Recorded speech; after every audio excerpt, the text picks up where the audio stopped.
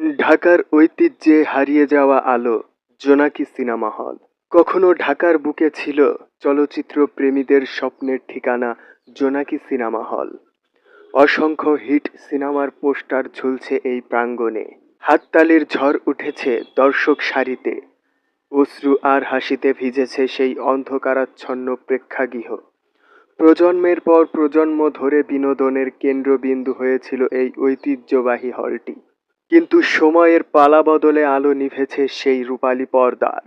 দর্শক কমতে কমতে এক সময় বন্ধ হয়ে যায় সিনেমা প্রদর্শনী। ভেঙে ফেলা হয় জোনাকি সিনেমা হল, আর তার জায়গায় গড়ে ওঠে আধুনিক জোনাকি কনভেনশন হল।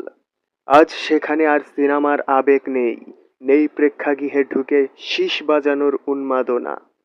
বরং সে আয়োজন হয় ঝলমলে কনসার্ট, প্রদর্শনী, কর্পোরেট ইভেন্ট কিংবা সামাজিক অনুষ্ঠান। রূপালী পর্দার জাদু মুছে গিয়ে জায়গায় নিয়েছে বাণিজ্যিক আভিজাত্য। জোনাকি এখনো আলো ছড়ায়, তবে সেই আলো আর সিনেমার পর্দায় নয়, বরং ঝলমলে আলোকসজ্জায়, কনফারেন্সের মঞ্চে। তবুও ঢাকার মানুষের স্মৃতিতে জোনাকি সিনেমা হল থেকে যাবে চিরকাল, কারণ এ শুধু একটি ভবন নয়, এ ছিল আবেগ, ছিল সময়, ছিল আমাদের চলচ্চিত্রের ইতিহাসের এক উজ্জ্বল অধ্যায়। বন্ধুরা, এই ছিল আজকের ভিডিওতে। ভিডিওটি ভালো লাগলে শেয়ার করে আপনার বন্ধুদের দেখার সুযোগ করে দিন। চ্যানেলটি সাবস্ক্রাইব করে আমাদের পাশেই থাকবেন। ধন্যবাদ।